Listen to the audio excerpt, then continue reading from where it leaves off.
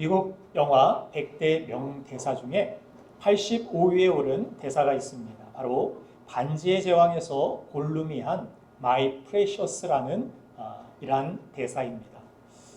골룸이 반지에 대한 탐심으로 결국 반지와 함께 용암에 떨어져 죽으면서 하는 대사인데, 탐심이 그의 생명을 앗아간 것입니다.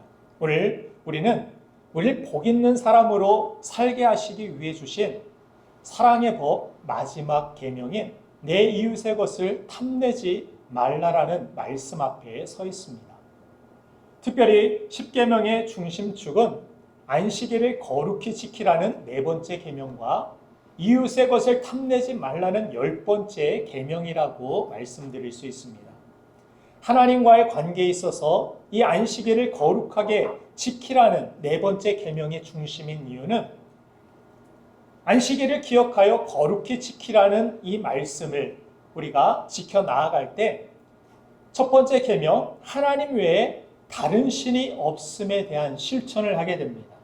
그리고 두 번째 계명인 우상 숭배에 대한 금지와 또한 세 번째 계명인 하나님의 이름을 망령되이 일컫지 않고 하나님의 이름을 높이는 종합적인 실천이 이 바로 안식일을 거룩히 지키는 예배에 있다라는 것을 깨닫게 됩니다. 그래서 구원받은 사람은 예배의 부르심에 대한 순종이 얼마나 중요한지를 느껴야 되고, 그 예배의 부름에 대한 순종으로 하나님 중심의 삶을 지켜 나아갈 수 있기 때문에 성경은 우리에게 예배자가 되라고 말씀하며, 주님이 다시 오시는 그때까지도 우리의 삶이 하나님 앞에 드려지는 아름다운 예배의 삶이 되기를 권면하고 있는 것입니다.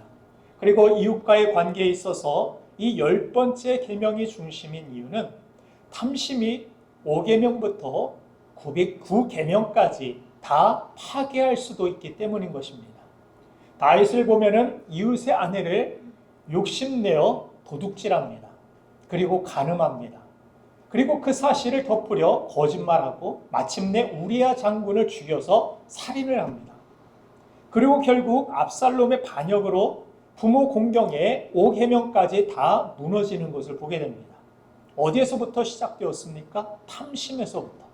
다윗에게 있는 이 탐심이 모든 계명을 다 파괴시키는 것을 단적으로 우리에게 보여주는 것입니다.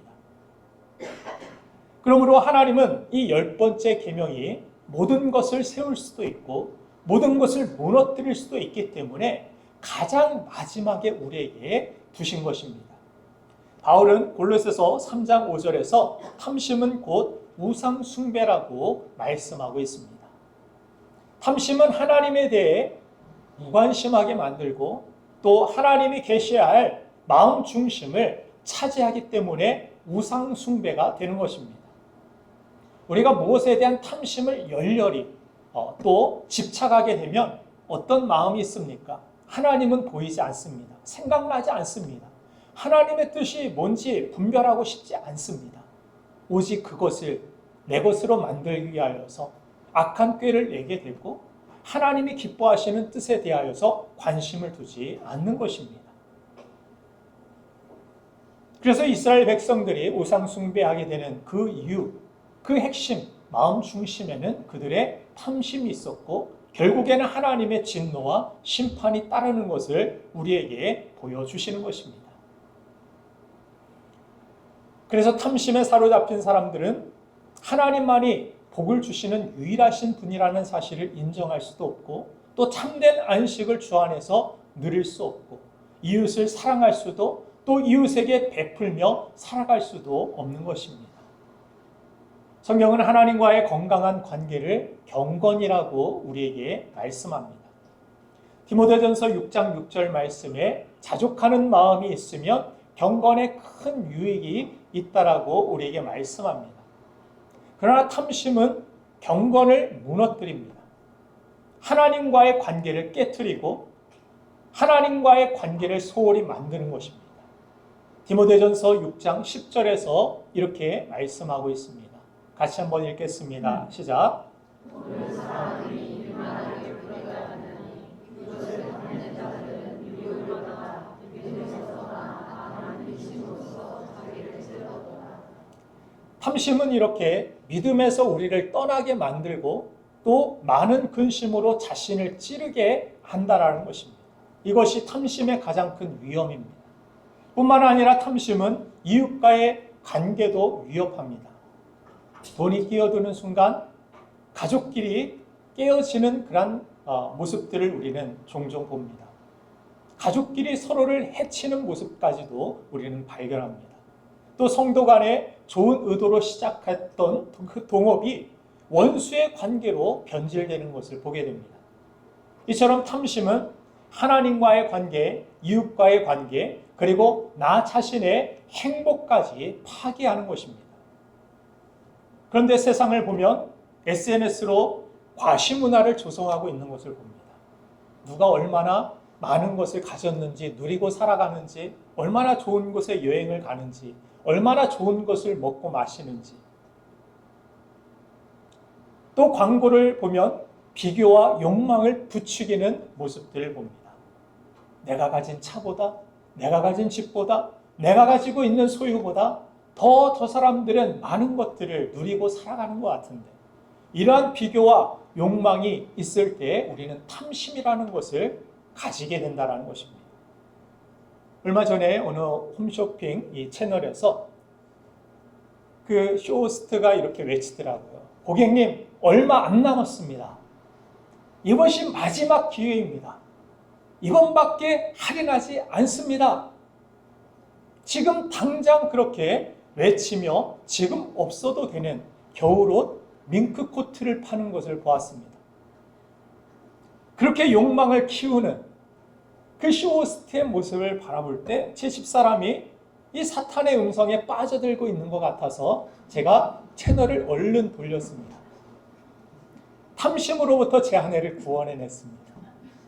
고마워할지 저를 쫌생이라고 생각할지는 모르겠지만 탐심은 이처럼 시시때때로 하나님과의 관계를 위협하고 또 이웃의 관계를 깨트리는 것입니다. 인류 최초의 죄 역시 탐심에서 시작되었음을 우리는 기억합니다. 아담과 하와에게 모든 에덴 동산의 것들을 누리게 하셨는데 그 한 가지 선악을 알게 하는 그 과실에 대한 그 탐심으로 인하여서 죄를 짓게 되고 그 죄는 인간을 고통 속으로 몰아 넣었습니다. 그렇게 탐심을 우리가 다스리지 못하게 될 때 인생은 죄와 고통으로 가득해짐을 성경은 분명하게 말씀해 줍니다. 그렇다면 우리는 어떻게 이 탐심을 극복하고 다스리며 건강한 인생을 우리가 살아갈 수 있겠습니까? 오늘 탐심을 이기는 힘 두 가지 우리가 함께 살펴보고자 합니다. 그 첫 번째는 사랑으로 채우라는 것입니다. 내면을 주님의 사랑으로 채울 때 우리는 탐심을 다스리고 이길 수 있습니다. 내면이 허하면 나타나는 현상이 자꾸 껍데기를 과시하고자 하는 것입니다. 자꾸 포장에 신경 쓰는 것입니다. 출신이나 학력이나 재산 같은 바울이 소위 배설물이라 부른 것들을 자랑하려고 합니다.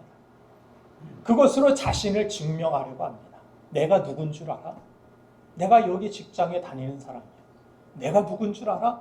나는 이런 것들을 가진 사람이고 이런 것들을 한 사람이야.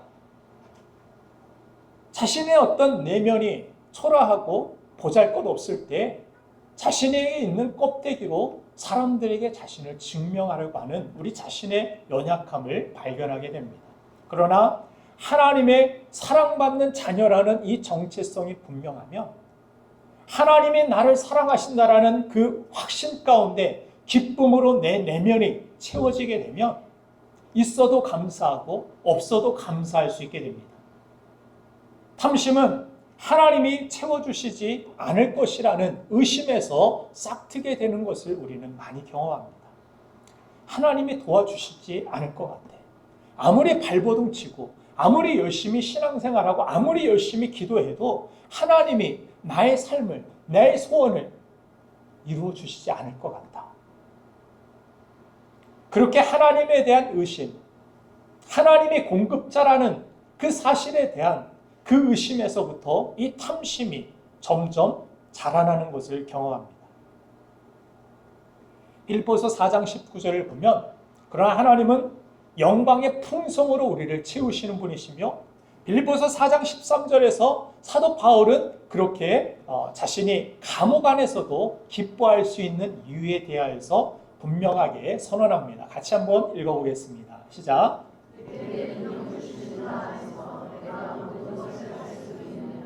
아멘. 감옥 안에서도 나는 기뻐할 수 있다. 나는 모든 것을 할 수 있다. 복음을 전하다가 붙들려 와서 언제 죽을지 모르는 그 감옥의 환경에서 기뻐하고 기뻐하라 감옥 밖에 있는 사람에게 서신을 보내면서 내가 이렇게 기뻐하고 있다. 왜? 나는 주 안에 있기 때문에. 주님이 내 안에 계시고 주님이 나와 함께 계시며 나를 사랑하시기 때문에 나는 오히려 이 차디찬 감옥 안에서도 기뻐할 수 있고 감사할 수 있다. 너희도 그렇게 주님으로 인하여 기뻐하길 원한다라고 사도 바울은 펜을 집어 서신을 쓴 것입니다. 그런데 이 서신이 지금까지도 우리에게 하나님의 은혜를 알게 하고 하나님의 사랑을 우리 안에 충만하게 채우는 도구로 쓰임받는 것을 보게 됩니다. 아무것도 할 수 없다라고 생각하는 그때 오히려 더 강력하게 다음 세대인 2000년이 지나고 나서 우리에게까지 하나님의 은혜를 그 차디찬 감옥에서 쓴 편지를 통하여서 우리에게 전달하고 있는 것을 보게 되는 것입니다. 이처럼 자족이라는 것은 많고 적음의 문제가 아니라 누구를 의지하고 있느냐의 문제인 것입니다.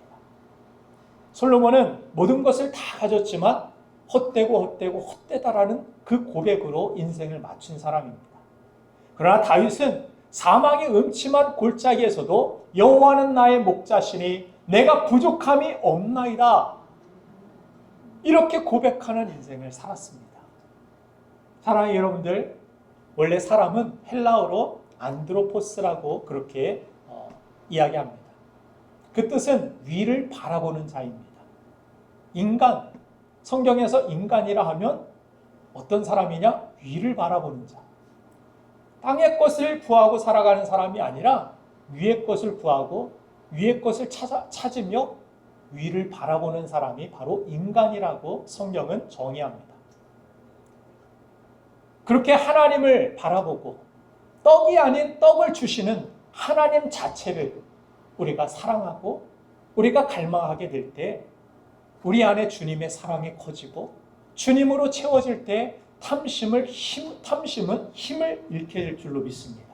그때 우리는 비로소 탐심을 다스리며 하나님이 주신 비전으로 살아갈 수 있고 하나님의 뜻이 무엇인지를 분별할 수 있고 하나님의 뜻을 위하여 하나님과 이웃과의 관계 안에서 풍성한 은혜를 또 풍성한 열매를 누리게 될 줄로 믿습니다. 두 번째, 탐심을 이기는 힘은 바로 흘려보내는 삶을 사는 것입니다. 사랑을 흘려보내는, 사랑을 나누는 인생을 사는 것입니다.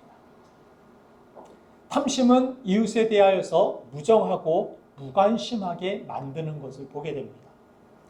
그러나 하나님의 사랑이 충만하게 되면 나타나는 현상은 무엇입니까? 이 사랑을 저 사람에게 어떻게 전해줄까? 저 사람을 어떻게 도와줄까? 저 사람을 어떻게 세워줄까? 섬겨줄까?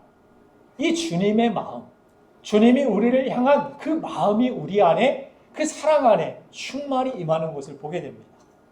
그러나 탐심, 어떻게 해서든지 내가 잘 살고 내가 부자 되고 내가 성공하고 이런 탐심으로 가득 차게 되면 다른 사람 보이지 않습니다. 그 사람 밟고라도 내가 잘 되길 원하고 내가 더 많이 갖길 원하고 이런 마음 가운데 우리가 이 탐심을 이길 수가 없습니다. 우리는 탐심의 노예가 되어 탐심으로 인하여서 죄를 저지르게 되고 이 탐심으로 인하여서 우리 삶의 고통이 끊임없이 다가오는 것을 우리가 느끼게 되는 것입니다. 그래서 하나님이 우리에게 주신 풍성한 그 사랑과 그 은혜를 흘려보내게 될 때 탐심을 무기력하게 만들 수 있는 것입니다. 사도 바울은 좋은 습관만이 나쁜 습관을 대체할 수 있다고 이야기합니다. 거짓말하는 사람이 있느냐? 이제는 참말하는 사람이 되라. 남의 것을 도적질하는 사람이 있느냐? 남에게 베푸는 자가 되라.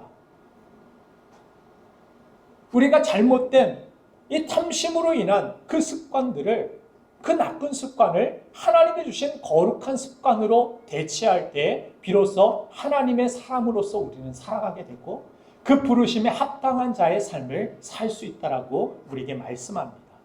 그래서 바울은 고린도전서 16장 2절에서 그런 말씀까지 하죠. 매주 첫날에 너희 각 사람이 수입에 따라 모아두어서 내가 갈 때 연보를 하지 않게 하라. 매주 첫날마다 하나님 앞에 드릴 것이 무엇인지, 다른 이웃들에게 베풀 것이 무엇인지, 어떻게 그 선교사를 지원해 줄 것인지 이것들을 미리 준비하고 계획하라고 사도 바울이 이야기합니다. 이런 거룩한 드림의 습관들이 하나님과의 관계를 소홀히 하지 않게 하고 또 하나님 앞에서 규칙적인 어떤 섬김의 모습, 드림의 모습이 있는 가운데 탐심을 깨트리는 실제적인 훈련이 이루어지게 된다는 것입니다. 그래서 많은 사람들이 이 욕심의 뚝이 무너지게 될 때 은혜를 경험하게 되는 것을 보게 됩니다. 하나님 앞에 드리는 것이 인색한 사람들은 신앙의 성장이 정말 더디고 또한 하나님의 역사와 하나님의 어떤 채우심을, 그 돌보심을 경험하지 못하는 안타까운 모습들을 정말 많이 보게 됩니다. 그래서 우리는 나눔을, 드림을 습관하는 모습이 필요합니다. 잠언서 21장 26절을 보면은 의인은 아끼지 아니하고 베푸는 삶이라고 이야기합니다. 악한 사람들은 종일 탐하는 사람들이다. 항상 내 탐심에 이끌려서 무엇을 어떻게 하면 더 가질까? 그러나 하나님의 사람들, 의인은, 구원받은 사람들은 어떻게 사느냐? 부하기 위한 것이 아니라 어떻게 하면 나눠주는 삶을 내가 살아갈 수 있을까? 그래서 하나님 앞에 기도하는 것입니다. 나에게 풍성함을 주십시오. 나에게 물질을 주십시오. 왜?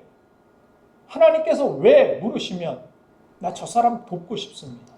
저 사람이 베풀고 싶은데 나에게 풍성함이 없습니다.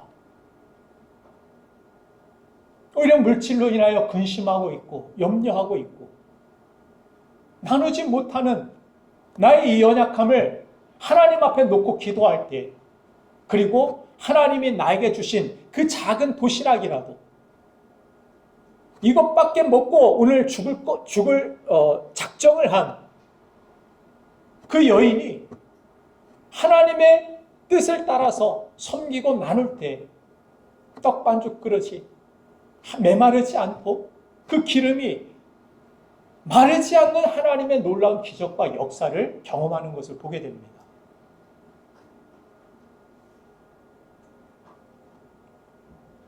무디 신학교 교장 스위팅이라는 사람이 이런 이야기를 했습니다. 마지막 순간이 찾아오면 우리에게 중요한 것은 얼마나 많이 우리가 모았느냐가 아니라 얼마나 내가 베풀고 나누었냐이다. 이런 이야기를 했습니다. 내가 얼마나 나누고 베풀었느냐, 이것이 나의 인생의 결산이 되는 것을 깨닫게 된다는 것입니다. 디모데전서 6장 7절을 보면 성경은 우리에게 우리의 초심에 대하여서 이렇게 이야기합니다. 우리가 세상에 아무것도 가지고 온 것이 없으며 또한 아무것도 가지고 가지 못하리니. 여러분들 무엇을 가지고 태어난 사람이 있습니까? 무엇을 가지고 하나님 앞에 갈 사람들이 있습니까? 세상에 다 내려놓을 것뿐입니다. 다 놓고 갈 것뿐입니다. 그리고 하나님 앞에 그 결산의 때에 하나님 앞에서 우리는 무엇을 결산받게 됩니까? 우리에게 맡겨주신 것들을 어떻게 관리했는지, 그것을 어떻게 나누고 하나님이 기뻐하시는 뜻에 사용하였는지. 그래서 모든 공력들이 불 가운데 지나간 것 같다라고 사도 바울은 이야기합니다. 그때 우리의 인생이 불 가운데 다 지나가면 남는 것들이 뭐가 되느냐? 하나님 앞에 드려진 것, 이웃을 위하여 베푼 것들, 그것만이 하나님 앞에서 우리가 영원히 가지고 갈 것으로 남게 된다라고 사도 바울은 이야기합니다. 여러분들 얼마나 많이 그런 것들이 남겨질까요? 이제부터라도 우리는 시작해야 됩니다. 자녀 교육을 할 때에도 자녀 교육을 잘하는 사람들의 모습을 제가 이렇게 본 적이 있는데, 용돈을 이렇게 자녀에게 주면서 저축을 이 가운데 얼마 해야 되고, 하나님 앞에 이것을 얼마나 드려야 되고, 또 이웃을 위하여, 친구를 위하여 얼마만큼 이렇게 나누고 소비해야 되는지를 구분해서 기록하게, 관리하게 만듭니다. 그래서 자신이 작은 이런 습관들이 탐심을 이기는 훈련으로 이어지게 만드는, 돈 관리를 어렸을 때부터 시키는 이 부모의 모습을 보고 제가 도전을 받은 적이 있습니다. 그래서 탐심을 따라서 아이가 자라지 않고 자신의 인생이 다른 사람들을 세우고 나누기 위하여서 내가 가진 달란트로, 내가 가진 재능으로 열심히 그것을 해 나아가는 그런 훈련들을 시키는 모습을 봅니다. 어려운 사람들, 아프리카에서 물 한 모금 제대로 떠먹지 못해서 흙탕물 걸러서 하루 종일 기다렸다가 그 물을 마시는 그러한 모습들, 거기에 우물을 파주기 위하여서, 거기에 빵을 보내기 위하여서 내가 가진 공부를 열심히 해야지, 내가 이 사업을 열심히 해서 많은 것들을 풍성하게 나눌 수 있어야지. 목적이 다르다라는 것입니다. 어떤 사람은 탐심을 위하여 더 100억이 모이면 다음은 1000억, 2000억. 주님께서 이 어리석은 자야, 오늘 밤 내 생명을, 내가 내 영혼을 취하여 가면 이 모든 것이 누구 것이 되겠느냐? 이것이 내 것이냐? 가장 중요한 것이 무엇인지를 모르고 살아가는 사람에게 어리석은 자라고 주님은 말씀하신 바가 있습니다. 우리는 빈손으로 왔다가 빈손으로 떠나간다라고 디모데전서 6장 7절에서 말씀하듯이, 이처럼 우리는 이 땅을 살아가는 동안에 무엇을 먹을까, 무엇을 마실까, 무엇을 입을까 염려하고 이 탐심에 이끌려서 세상을 살아가는 것이 아니라, 하나님이 나에게 주신 이 사랑을 내가 어떻게 다른 사람에게 베풀 수 있을까? 다른 교회를 위하여, 선교지를 위하여, 다른 영혼들을 위하여, 그 사람 살리기 위하여, 그 사람에게 힘을 주기 위하여서 하나님 나에게 그런 성령의 은사를 주십시오. 성령의 능력을 주십시오. 나에게 그래서 힘이 필요합니다. 나에게 그래서 능력이 필요합니다.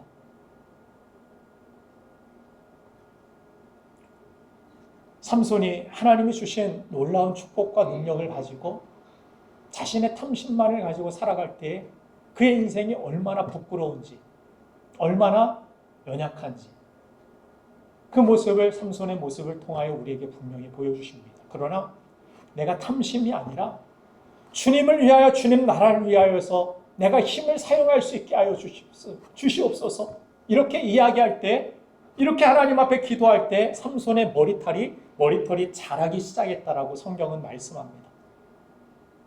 사랑하는 여러분들, 오늘도 우리에게 그런 비전이 있기를 원합니다. 하나님, 내 삶을 통하여서 많은 것들을 베풀고 나누며 이 세상에 아무것도 가져갈 것 없지만 내가 그 베푼 것들만이 남는 인생, 그렇다면 많은 사람들이 베풀고 살아갈 수 있도록 풍성함을 나에게 주십시오. 나에게 성령의 은사를 주시고 능력을 주십시오. 특별히 나에게 사랑의 마음을 주셔서 탐심으로 나의 이 비전이 변질되지 않도록 하나님 나를 지켜달라고, 도와달라고 우리는 기도해야 될 줄로 믿습니다.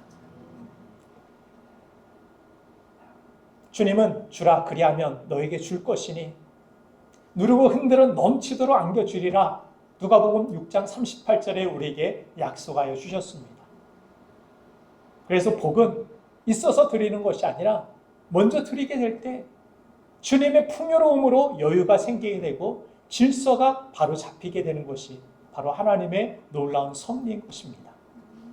우리의 삶이 탐심으로 인하여서 무너지지 아니하고 하나님과의 관계, 이웃과의 관계가 끊어지지 아니하고 더욱더 건강하고 아름다운 그러한 관계와 하나님이 기뻐하시는 열매가 저와 여러분들의 인생 가운데, 하나님과의 관계 가운데, 이웃과의 관계 가운데 풍성히 맺히게 되기를 주님의 이름으로 축원드립니다. 이 시간 우리 함께 기도하겠습니다.